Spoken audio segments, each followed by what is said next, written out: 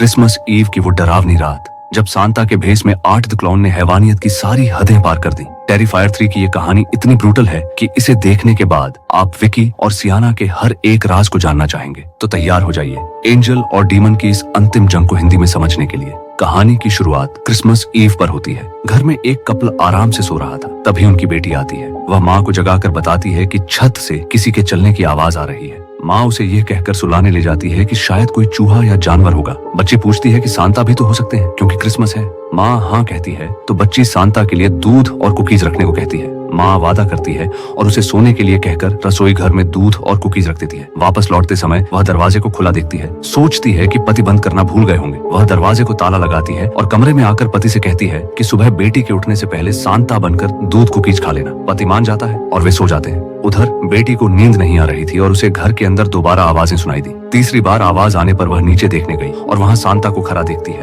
वह तुरंत भाई के कमरे में आकर उसे जगाती है कि सांता आया है, चलो देखते हैं। भाई गहरी नींद में था तो वह अकेली ही नीचे आकर सांता को गौर से देखने लगी। उसकी हरकतें अजीब लगीं, जिससे वह डर गई और दरवाजे के पीछे छिप गई। सांता अपने थैले से एक कुल्हाड़ी निकालता है। उसके हाथों पर खून लगा था। पता चलता है कि यह कोई सांता नहीं बल्कि उसके भेष में एक पागल कातिल है जिसका नाम आर्ट द क्लाउन है। नरक से आया एक राक्षस जिसे मारना बहुत मुश्किल है। वह बहुत बेरहमी से लोगों को मारता है। डरी हुई बच्ची छिपकर देखती है कि आर्ट सीधा भाई के कमरे में गया। उसने सोते हुए बच्चे पर कुल्हाड़ी से वार किया, फिर बार बार हमला कर उसके सर, हाथ पैर, बाजू सब काट कर अलग कर दिए। उसे चीर फाड़ डाला। चीखने की आवाजें सुनकर बच्ची डर कर भाग कर छिप जाती है। इसके बाद आर्ट सीधा माँ बाप के कमरे में गया और पिता के चेहरे पर कुल्हाड़ी से वार कर दिया। बार बार वार करता गया। भयानक आवाजों से पत्नी की नींद खुली। अपने हाथ पर खून देखकर और पति की बुरी हालत में लाश देखकर वह दहशत में आकर चिल्लाने लगी। आर्ट रुका नहीं, उसकी हैवानियत बढ़ती गई। वह अभी भी वार कर रहा था। पत्नी चिल्लाते हुए भागी और बच्चों के कमरे में अपने बेटे की कटी फटी लाश देखकर चीखने लगी। वह भागकर नीचे दरवाजे तक पहुंची ही थी कि आर्ट पीछे से आया और कुल्हाड़ी फेंककर उसे भी मार डाला। इतना खून खराबा करने के बाद आर्ट उसके रखे हुए दूध और कुकीज खाने लगा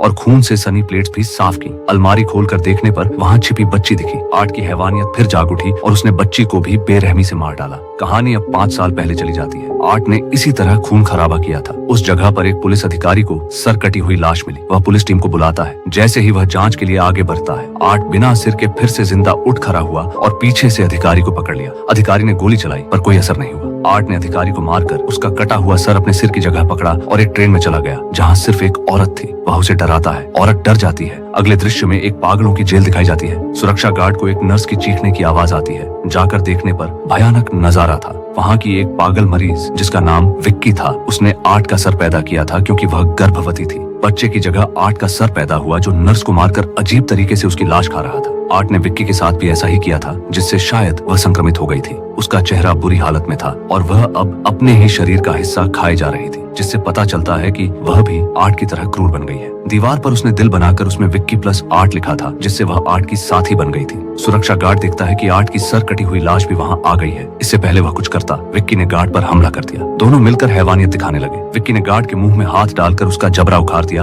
और आर्ट ने उसका चेहरा फाड़ दिया। अब आर्ट विक्की द्वारा पैदा किए गए सर को लगाकर विक्की के साथ वहाँ से चला जाता है। वे ट्रेन में बैठकर कहीं और जाते हैं और एक खाली परे घर में घुस गए। विक्की शीशे में खुद को देखकर सर मारकर शीशा तोड़ देती है। टूटे टुकड़े को लेकर वह बाथ टब में बैठ जाती है और अपना हाथ काटकर टब को खून से भर देती है। आर्ट भी सामने कुर्सी पर बैठ गया। वे 5 साल तक इसी स्थिति में बैठे रहे। कहानी अब 5 साल आगे में आती है। हम सियाना नाम की एक लड़की को देखते हैं जो पिछले 5 सालों से एक मानसिक अस्पताल में थी। 5 साल पहले आर्ट ने उसके सामने खून खराबा किया था और उसके दोस्तों सहित सभी को मार दिया था। सियाना ने ही आर्ट का सर काटकर मारा था, एक जादुई तलवार से जो स्वर्ग से आई थी। उस हादसे से वह सदमे में चली गई थी, पर अब ठीक होकर उसे छुट्टी मिल गई थी। उसके अंकल उसे घर लेकर आए जहाँ वह अपनी आंटी और कजिन से मिलती है जिनसे वह काफी करीब थी। सब मिलकर खुश होते हैं। उधर उसी खाली परे घर में 2 मजदूर आए जिनका काम पुरानी बिल्डिंग को तोड़ना था, पर पहले वे सर्वे करने आए थे। वे वहाँ पहुंचे जहाँ विक्की और आर्ट की लाशें स्टैच्यू की तरह पड़ी थी, जिन पर जाले लग चुके थे, पर वे जरा सा भी सड़े नहीं थे। इससे पहले मजदूर कुछ समझ पाते, दोनों फिर से जिंदा होकर उन्हें पकड़ लेते हैं और बेरहमी से मार देते हैं। सामान निकालते समय सियाना की डायरी उसके कजिन्स के हाथ लगी, जिसे वे पढ़ने लगते हैं। सियाना आकर जल्दी से डायरी ले लेती है और कहती है कि इसे दोबारा कभी मत पढ़ना। जब सब रात का डिनर कर रहे थे तो सियाना को अचानक अपनी मरी हुई दोस्त दिखती है जो बुरी हालत में थी। यह सिर्फ उसे ही दिखाई दे रही थी। इसका मतलब था कि सियाना अभी तक सदमे से बाहर नहीं निकली थी और अजीबोगरीब ख्यालों में भटक रही थी। इसके बाद हम सियाना के भाई को हॉस्टल में देखते हैं जहां वह अपनी दो दोस्तों से मिलता है। उसकी महिला दोस्त ने एक क्राइम पॉडकास्ट शुरू किया था जिसमें वह ऐसे लोगों का इंटरव्यू लेती थी जिन्होंने अपनी आंखों से कोई क्राइम देखा हो। वह सियाना के भाई के पीछे पड़ जाती है कि वह उसका इंटरव्यू लेना चाहती है क्योंकि वह जानती थी कि दोनों का आर्ट द क्लाउन से सामना हुआ था। वह आर्ट की बहुत बड़ी फैन थी और उसके बारे में विस्तार से जानना चाहती थी। भाई घबरा गया पर कहा कि सोचकर बताएगा। तभी सियाना का कॉल आया। वह बोली कि उसे भाई की बहुत याद आ रही है और वह उससे मिलना चाहती है, इसलिए वह घर आ जाए। उधर आर्ट और विक्की अभी भी उस खाली पड़े घर में थे। आर्ट अब किसी को टॉर्चर करने के लिए नया तरीका ढूंढ रहा था, कैसे बेरहमी से मारा जाए। वह जानता था कि ठंड लगने पर चोट बहुत ज्यादा दर्द देती है। उसका नया टॉर्चर का तरीका इसी बारे में था। वह एक चूहे पर प्रयोग करता है, पहले उसे जमाता है, फिर पटक कर खिलौने की तरह तोड़ देता है। इस तरकीब को वह अब किसी इंसान पर आजमाने वाला था और यह देखकर खुश हो जाता है। वह सीधा अपने शिकार के लिए निकल पड़ता है। वह एक बार में चला गया जहाँ कुछ लोग बैठे थे और एक आदमी सांता के रूप में था।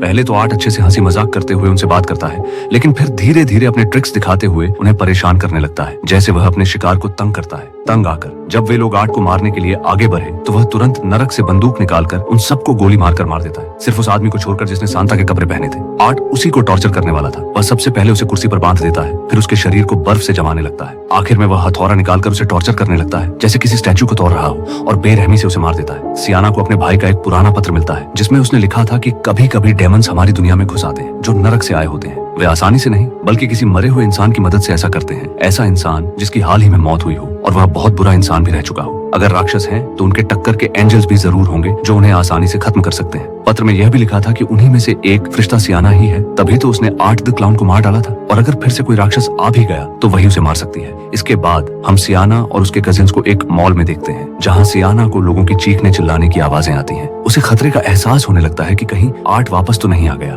तभी सांता के कपड़ों में आर्ट वहाँ आ जाता है जिसके कपोरों पर खून लगा था और चेहरे पर सांता का मास्क। सियाना ने पहले ही महसूस कर लिया था कि यह आर्ट ही है और वह उसकी तरफ इशारा किए जा रहा था। सियाना घबरा जाती है। तभी पीछे से उसकी कजिन आ गई। उसे बात करके सियाना ने जैसे ही पलट कर देखा तो आर्ट वहाँ से गायब हो गया था। घर आकर सियाना इस बारे में अपने भाई को भी बताती है कि उसने आज मॉल में आर्ट को देखा था। चेहरा तो वह देख नहीं पाई क्योंकि उसने सांता का मुखौटा लगाया हुआ था, लेकिन उसे पक्का यकीन है कि वह आर्ट ही था क्योंकि वह उसे महसूस कर सकती है। भाई कहता है कि ऐसा कैसे हो सकता है, तुम्हें शायद कोई भ्रम हुआ होगा क्योंकि उसे तो तुमने पहले ही मार दिया था। उसका खेल तो खत्म हो चुका है। मैं भी उस हादसे को भूल गया हूँ और अब तुम भी भूल जाओ। इस पर सियाना अपने भाई को उसी का लिखा हुआ पत्र दिखाती है जिसमें उसने ही कहा था कि राक्षसों को इंसानी दुनिया में आने के लिए मरे हुए बुरे इंसान की जरूरत होती है। पहले आर्ट एक बच्ची की मदद से आया था जो बहुत बुरी थी, लेकिन इस बार वह विक्की के जरिए आया है जो अब पागलों की जेल से गायब हो चुकी है।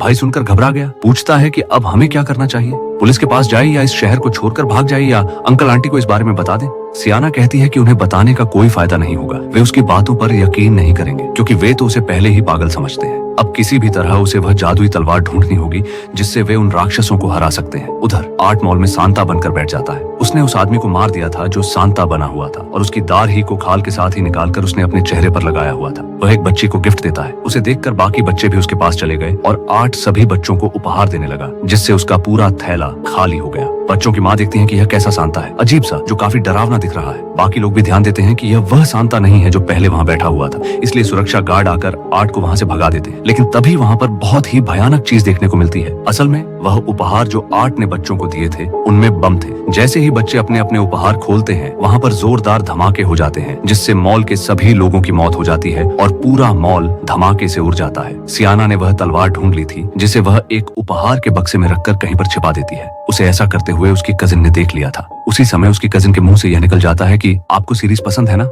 यह बात सुनकर सियाना को काफी हैरानी हुई। वह बहाने से अपनी कजिन को ऊपर लेकर गई और पूछती है कि मैंने तुम्हें कब बताया कि मुझे सीरीज पसंद है, तो फिर कैसे पता चला? तुमने शायद मेरी डायरी PRH ली है। इस पर उसकी कजिन कहने लगती है कि हाँ, और माफ करना, आपके मना करने के बावजूद भी उसे PRH लिया। दरअसल मैं ये जानना चाहती थी कि आखिर आपके साथ हुआ क्या था। आपने जो आर्ट द क्लाउन के बारे में लिखा हुआ है उससे जुड़ी हुई बातें, क्या वह सब सच है? मगर वह अभी बच्ची थी कि कहीं डर न जाए। ये सोचकर सियाना उसे झूठ बोल देती है कि नहीं, मैं बीमार हूँ ना, इसी वजह से मुझे उलटे सीधे ख्याल आते हैं जिन्हें मैं लिखती रहती हूँ। उसकी कजिन पूछने लगती है कि अच्छा, तो क्या आपने उस जादुई तलवार से आर्ट की गर्दन नहीं उड़ाई थी? सियाना का जवाब न था। कजिन काफी उदास हो चुकी थी। कहती है कि नहीं यार, सब बेकार सा हो गया। सियाना कहती है कि जो भी मेरी डायरी से पढ़ा हुआ है या फिर अब जो भी तुम इसके बारे में जानती हो वह किसी को भी मत बताना। उससे वादा भी करवाती है। उधर हॉस्टल में सियाना के भाई के दोस्त अपनी दूसरी दोस्त को कहती है कि मैं कैसे भी करके उसका इंटरव्यू लेना चाहती हूँ, क्योंकि मैं आर्ट की कहानियों के बारे में अच्छी तरह से जानना चाहती हूँ। उसकी खौफ को महसूस करना चाहती हूँ कि आखिर वह लोगों को मारता है तो किस तरह से मारता है, और उस समय कैसा लगता है कि जब इतना खतरनाक राक्षस आपके करीब होता है वह कैसे मुस्कुराता है।